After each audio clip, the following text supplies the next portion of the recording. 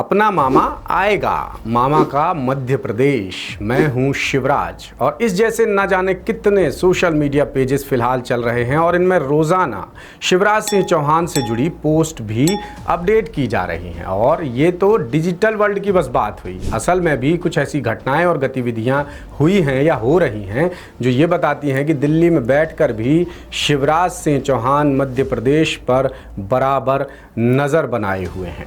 2023 के विधानसभा चुनाव के बाद शिवराज से प्रदेश की ताजपोशी छीनकर मोहन यादव को मुख्यमंत्री बना दिया गया।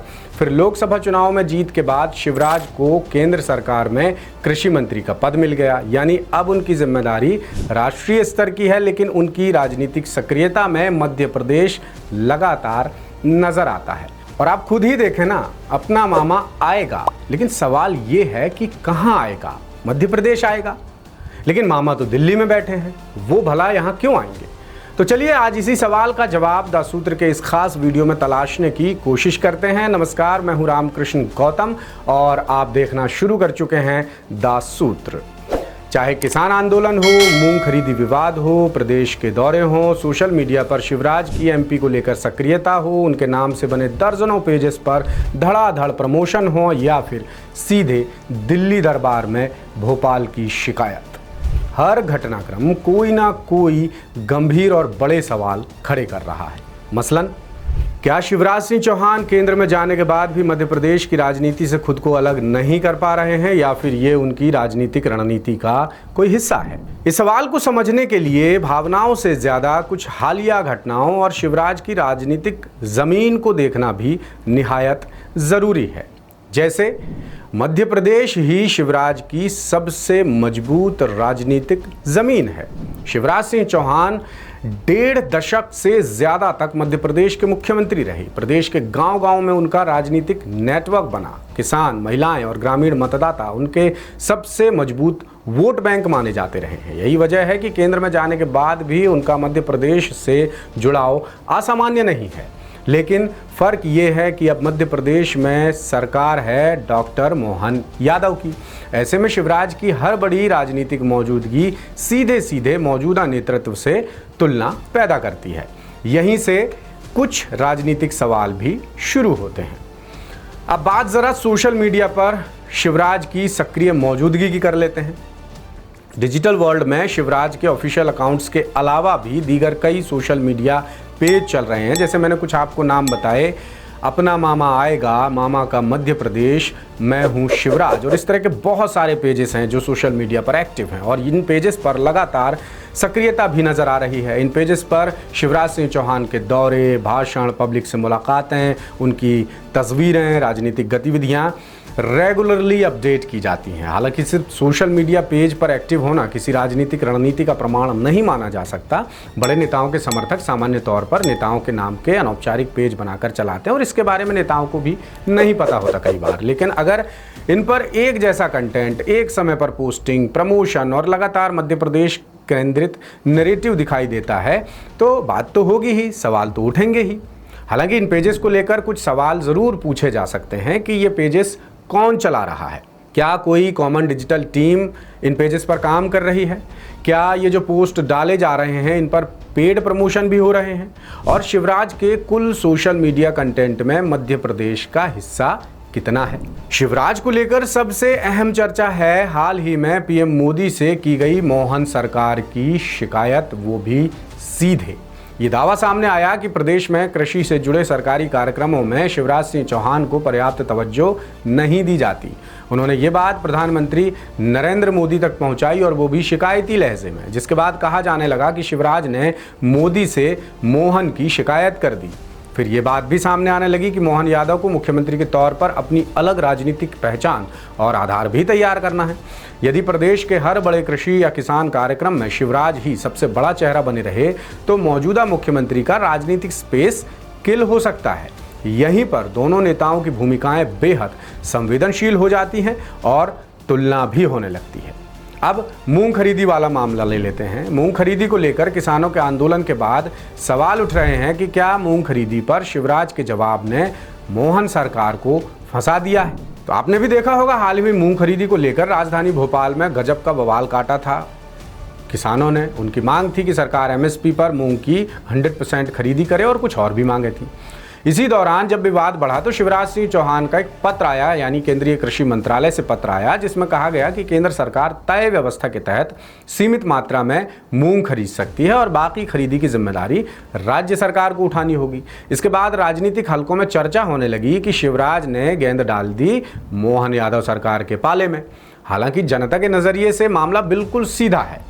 किसान अपनी उपज बेचना चाहता है, उसे ये फर्क कम पड़ता है कि भुगतान केंद्र करेगा या राज्य। जब केंद्रीय कृषि मंत्री कहते हैं कि केंद्र अपनी तय सीमा तक खरीदी करेगा, तो किसान का अगला सवाल राज्य सरकार से होता है कि सरकार बाकी मूंग कौन खरीदेगा। यही वजह है कि शिवराज का एक तकनीकी जवाब राजनीतिक दबाव में बदल गया और सवाल उठने लगे। हालांकि सिर्फ इसी के आधार पर यह कहना जल्दबाजी होगी कि शिवराज ने जानबूझकर मोहन सरकार को मुश्किल में डालने की कोशिश की। खरीद की सीमा और केंद्र और राज्य की जिम्मेदारी सरकारी नियमों के हिसाब से तय होती है, किसी व्यक्ति की मर्जी से नहीं। लेकिन राजनीति में बयानों, गतिविधियों और सवाल जवाबों की चिट्ठी पत्री की टाइमिंग बड़ी अहम मानी जाती है। फिर सवाल आता है कि क्या एमपी में 2 पावर सेंटर बन रहे हैं? इसके जवाब में ये भी कहा जा रहा है कि फिलहाल शिवराज सिंह चौहान और मोहन यादव के बीच खुले राजनीतिक टकराव का कोई ठोस आधार है ही नहीं। लेकिन मध्य प्रदेश में दोनों की स्थिति अलग अलग है और वो भी बेहद अलग है। मोहन यादव के पास सरकार की ताकत है, शिवराज के पास लंबे समय से बना जनाधार, अनुभव और पहचान है। यही अंतर एक नई राजनीतिक चर्चा को जन्म दे रहा है। शिवराज आज भी प्रदेश के कई हिस्सों में ऐसे नेता माने जाते हैं जिन्हें जनता सीधे मुख्यमंत्री वाले दौर से जोड़ती है। किसानों के बीच भी उनकी अपनी अलग पहचान है, महिलाओं के बीच भाई, बच्चों के बीच मामा की छवि है। करीब 18 साल तक बड़ी आबादी वाले प्रदेश का मुख्यमंत्री रहने का रिकॉर्ड है शिवराज के नाम। दूसरी तरफ मोहन यादव अपनी सरकार का स्वतंत्र राजनीतिक चेहरा तैयार करने में जुटे हुए हैं। ऐसे में टकराव ना भी हो तब भी राजनीतिक रसूख, असर और दखल की तुलना होना तय है। इन सवालों के जवाब साफ कर सकते हैं कि ये सिर्फ सामान्य समर्थक गतिविधि है या किसी राजनीतिक चेहरे को एमपी में एक्टिव ब्रांड बनाए रखने की सोची समझी रणनीति। जैसे एक सवाल आता है कि शिवराज के लिए सियासी तौर पर मध्य प्रदेश छोड़ना आसान है क्या? है तो क्यों और नहीं तो क्यों? इसकी सबसे बड़ी वजह उनकी राजनीतिक पूंजी है जो शिवराज ने सालों साल की मेहनत से बनाई है। शिवराज की पहचान मध्य प्रदेश से ही बनी है। उनका सबसे मजबूत संगठनात्मक और जनाधार नेटवर्क भी यहीं पर है। राष्ट्रीय राजनीति में कोई भी नेता अपनी सबसे मजबूत राजनीतिक जमीन आसानी से नहीं छोड़ता।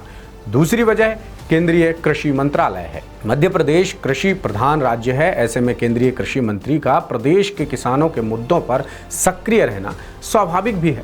इसीलिए हर सक्रियता को सत्ता में वापसी की तैयारी कहना ठीक नहीं होगा। एक बात ये भी आ रही है, लेकिन ये भी साफ है कि शिवराज मध्य प्रदेश में अपनी राजनीतिक मौजूदगी बिल्कुल भी कमजोर नहीं पड़ने देना चाहते।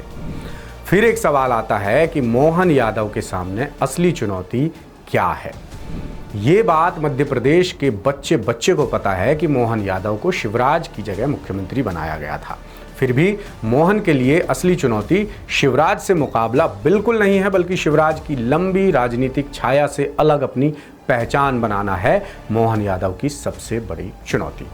1.5 दशक से ज़्यादा वक्त तक प्रदेश के मुख्यमंत्री रहे दिग्गज नेता शिवराज के बाद किसी भी नए मुख्यमंत्री के फैसलों की तुलना पुराने नेतृत्व से होना लाजमी है। किसान नाराज हों तो पूछा जाता है शिवराज सीएम होते तो इस मौके पर क्या करते?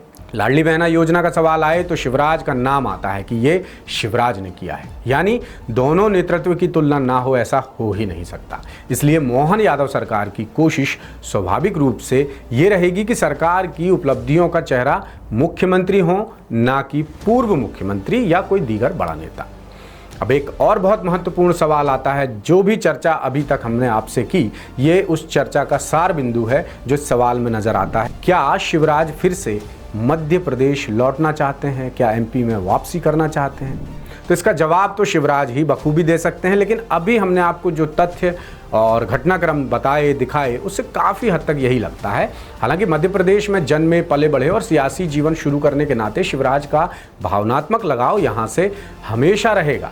लेकिन कुछ वजहें भी हैं जो शिवराज का मध्य प्रदेश से सियासी तौर पर लगाव दिखाती हैं। दूसरी तरफ शिवराज के पास केंद्र में 1,40,000 करोड़ बजट वाला कृषि जैसा बड़ा मंत्रालय है और राष्ट्रीय राजनीति में उनका दायरा पहले से कहीं ज्यादा बढ़ चुका है। एमपी में उनकी सक्रियता का मतलब ये बिल्कुल नहीं कि वो दोबारा मुख्यमंत्री पद की तरफ देख रहे हैं, ये भी कहा जा रहा है, लेकिन ये भी कहा जा रहा है कि राजनीतिक तौर पर एक बात साफ साफ है कि शिवराज अपनी सबसे मजबूत राजनीतिक जमीन को खाली भी नहीं छोड़ना चाहते। सबसे अहम बात यह है कि बीजेपी अनुशासन और संतुलन के लिए जानी जाती है, लिहाजा पार्टी के लिए सही संतुलन यही होगा कि शिवराज राष्ट्रीय नेता के रूप में मजबूत रहें और मध्य प्रदेश में मोहन यादव सरकार का राजनीतिक नेतृत्व साफ नजर आए। हालांकि जानकारों के मुताबिक इससे कांग्रेस को बड़ा मुद्दा मिल सकता है। आने वाले समय में कांग्रेस तमाम घटनाक्रमों को बीजेपी के भीतर दो सत्ता केंद्र के रूप में पेश कर सकती है। मूंग खरीदी जैसे मुद्दे विपक्ष के लिए सबसे आसान राजनीतिक हथियार हैं। कांग्रेस सवाल उठा सकती है कि जब केंद्र और राज्य दोनों में बीजेपी की सरकार है तो किसान अपनी फसल बेचने के लिए आंदोलन क्यों कर रहा है। हालांकि ये सवाल अभी भी कांग्रेस ने उठाए हैं, लेकिन उतने पुरजोर तरीके से कांग्रेस इस मुद्दे को भुना नहीं पाई।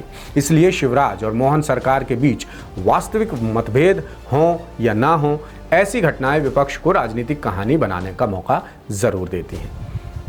अब आते हैं कंक्लूजन पर। क्या दिल्ली में बैठकर भी शिवराज सिंह चौहान का मन मध्य प्रदेश में ही अटका हुआ है? ये सवाल जितना भावनात्मक दिखता है उतना है नहीं। जानकारों की नज़र में असल मामला सियासी जमीन को बनाए और बचाए रखने का है। शिवराज सिंह जो है मध्य प्रदेश में लगभग 18 साल मंत्री रहे, मुख्यमंत्री रहे हैं।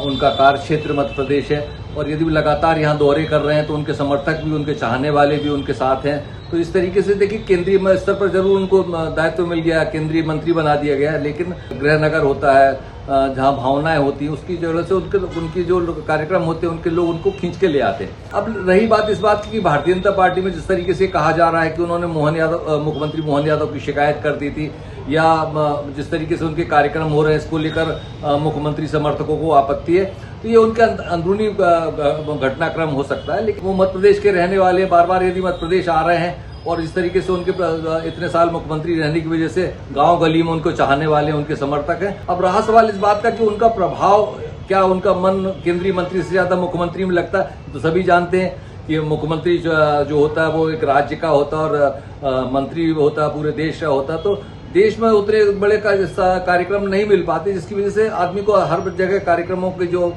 जिले में मांग होती है उसके हिसाब से कार्यक्रम बनते हैं, तो वो अपने प्रदेश में आता है। मध्य प्रदेश सिर्फ शिवराज का गृह राज्य ही नहीं बल्कि उनकी सबसे बड़ी राजनीतिक ताकत भी है। किसान और ग्रामीण वोटर, महिलाओं से उनका नाता सालों पुराना है। इसलिए केंद्र में उनके मंत्री बनने के बाद भी एमपी पर उनकी नज़र बने रहना स्वाभाविक है। लेकिन अब प्रदेश में एक नया मुख्यमंत्री है और एक नया राजनीतिक नेतृत्व आकार ले रहा है। मोहन सरकार ने 2.5 साल पूरे कर लिए हैं, इसलिए आगे असली सवाल ये होगा कि शिवराज मध्य प्रदेश में मोहन यादव सरकार की ताकत बनेंगे या उनकी मजबूत मौजूदगी भविष्य में बीजेपी में राजनीतिक असहजता पैदा करेगी। आपको क्या लगता है, कमेंट करके ज़रूर बताएं। केंद्र में मंत्री, नज़र एमपी पर, शिवराज की सक्रियता के क्या मायने हैं? सिर्फ राजनीति है या पुरानी ज़मीन बचाने की रणनीति? आपकी प्रतिक्रिया का इंतजार रहेगा। लेटेस्ट, इन्वेस्टिगेटिव और इन डेप्थ खबरें देखने के लिए ज्वाइन कीजिए द सूत्र का व्हाट्सएप चैनल, सब्सक्राइब कीजिए यूट्यूब चैनल, लाइक कीजिए फेसबुक पेज और पढ़ते रहिए www.dasootra.com।